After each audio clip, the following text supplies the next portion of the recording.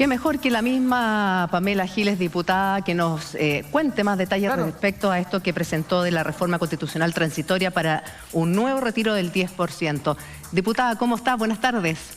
Diputada, ¿cómo están, nietos queridos? Hola, diputada. Felicitaciones por el programa del domingo, que estuvo muy bien. Muchas gracias, diputada Giles. Ojalá si la invitamos tenga tiempo para asistir. Lo único que me quedó la duda, nietito Neme, Dígame. es si le preguntaron a Desbordes suficientemente sobre sus aspiraciones presidenciales. Me pareció que habría que haber ahí... Yo le pregunté. Yo le dije que si él consideraba que lo habían sacado de la carrera presidencial llevándolo a un ministerio que hoy día, digamos, puede ser muy correcto, pero no es un ministerio que esté en la primera línea. Claro. Y él me dijo que no era tiempo de pensar en una carrera presidencial y que tenía... No tenía posibilidades de decirle que no al presidente Piñera. Yo no entiendo por qué no se le puede decir que no al presidente a cualquier otra persona, digamos. Creo que decir que no es un derecho humano prácticamente, pero él lo entendió de esa manera. Quizás en mayo va a terminar diciéndole que no al presidente de la República. Pero para responder su pregunta, yo mismo se lo pregunté. Bien, diputada, ¿cómo está? Gusto saludarla. Nos gustaría comprender bien el detalle de este proyecto, de esta idea que plantean de retirar un 10%, un segundo retiro del 10%, y que le digo al tiro, en nuestra encuesta de Twitter arrasa la opción de aprobar la idea. O sea, hasta el momento un 76,5% de la gente está de acuerdo con este proyecto de un segundo retiro del 10%. Cuéntenos el detalle. ¿Cómo es la letra chica de este proyecto? Yo les cuento todo lo que ustedes quieran, siempre que ustedes me digan abuela diputada o abuela. O diputada abuela. Abuela diputada. ¿Qué dice la franja, diputada? La banda. Apruebo. Apruebo. La banda. ¿Sí? Apruebo. Apruebo. Claro, Perfecto. ando con la banda permanentemente hasta el 25 de octubre, en que vamos a ganar por más de un 70%. Fíjate que la encuesta que están haciendo es probablemente aplicable al resultado del plebiscito. Muy bien. A ver, cuéntenos, diputada abuela, abuela diputada, con todo respeto, el detalle de este retiro del 10%, este segundo retiro del 10%. ¿Quiénes podrían acceder, quiénes no podrían acceder? ¿Hay algún limitante para cierto grupo de personas? ¿O sería muy similar al primer 10% que se retiró? Mira, lo que intenté hacer es una propuesta que es también una reforma constitucional transitoria como la anterior y que intenta mejorar al menos en dos aspectos que si quieren los podemos conversar. El primer retiro, ese primer proyecto, esa primera reforma que se aprobó, ¿cierto?, en la Cámara de esa manera tan dramática y tan inolvidable. Tiene prácticamente las mismas características, o sea, se trata de permitir que voluntariamente quienes quieran hacerlo puedan retirar hasta el 10% de sus fondos que les pertenecen a ellos, dado la situación que estamos viviendo, que en nuestra opinión, en mi opinión, se agrava y no tiene visos de poder mejorarse. Yo escuchaba a mi nieto regalón Neme, ¿cierto?, al comienzo, en la introducción del programa, diciendo que él tenía ciertas aprensiones respecto de este segundo proyecto.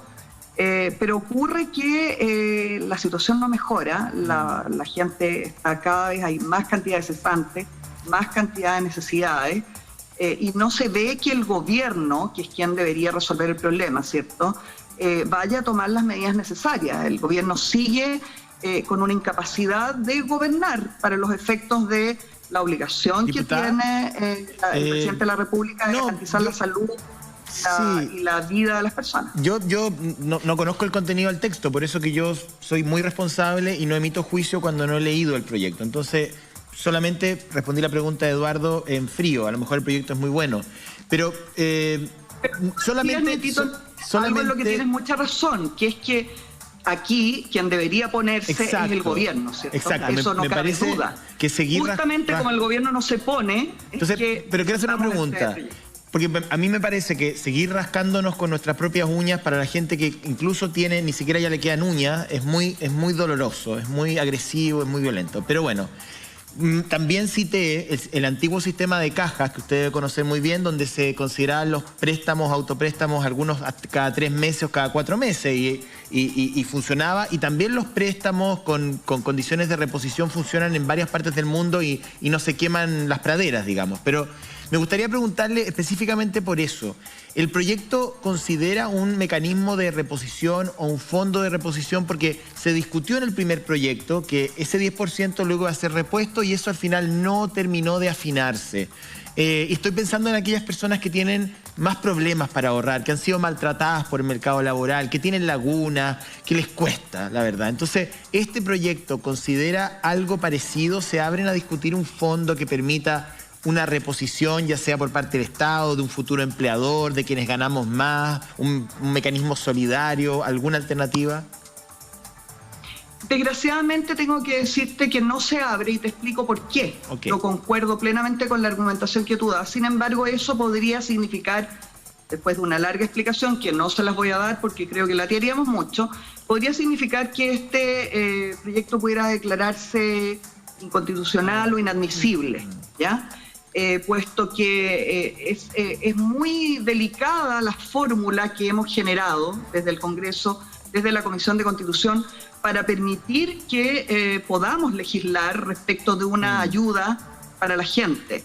Hay cuestiones, por ejemplo, que son solo de iniciativa del presidente de la República en nuestra legislación, ¿ya? Es decir, yo estaría feliz de presentar un proyecto con las características que tú indicas, pero necesitaría ser visado y contar con el patrocinio del presidente de la República para poder hacerse efectivo. Entonces sería un disparo a los pies en este momento. Claro, el proyecto que presentamos es lo que se puede hacer con las posibilidades, con el instrumental que tenemos los parlamentarios, frente al vacío de la gobernabilidad.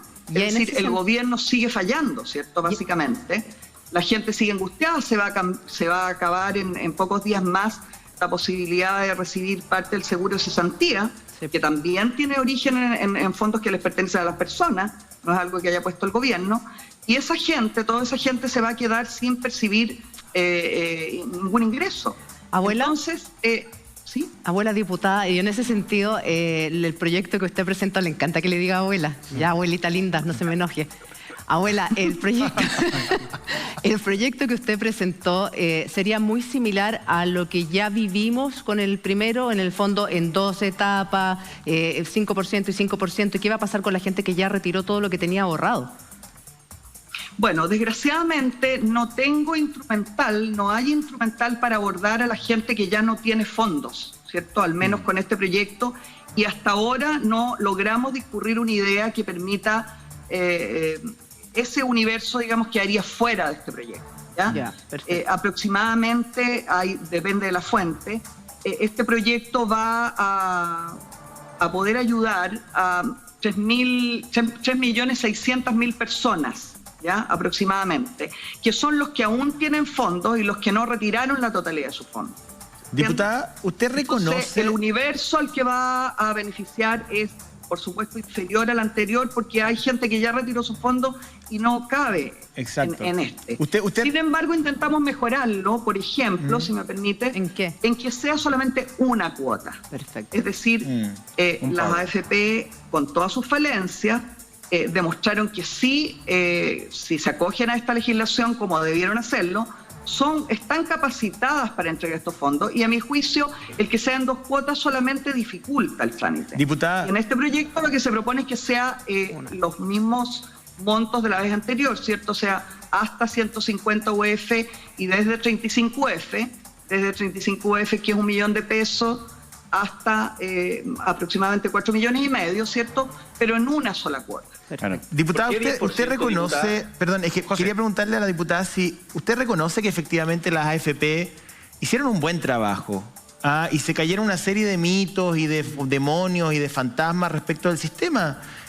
Operaron rápido, acotaron la ley. En la mayoría de los casos hay sin duda 2 o 3 AFPs que todavía tienen que, incluso fueron oficiadas por las super de pensiones, pero bueno, pero en su mayoría los chilenos recibieron el beneficio, las plataformas funcionaron, es decir, las administradoras de fondos de pensiones se subieron al carro de alguna u otra manera de este proyecto, incluso antes que el propio gobierno, que nunca lo terminó de aceptar. ¿Usted reconoce que el sistema funcionó y funcionó bien y que eso le da cierta supervivencia pese a lo que ocurrió el año pasado con el movimiento No Más AFP? No, yo no reconozco nada. Yo simplemente digo lo que siempre dije, que es que una vez que esto se legislara, las AFP iban a estar completamente obligadas a cumplir con la ley. Claro. Incluso yo me lo he pasado las últimas 2 semanas oficiando a la superintendencia, al Ministerio del Trabajo, a todos los organismos competentes para que esas AFP que usted mismo menciona, que no han cumplido con la ley, que se han quedado fuera de la ley, le entreguen los fondos que corresponden a las personas que corresponden. Es más, me llama profundamente la atención que la ministra del Trabajo esté patarría en su casa, pelando, copuchando y diciendo que la gente saca los fondos para comprar televisores, en circunstancias que a mí me parece que ella debería estar en las colas de la AFP que no están cumpliendo con la ley, haciéndola cumplir. Ese sería el rol que debería tener una ministra del Trabajo, un superintendente de pensiones, no estar copuchando en su casa, digamos.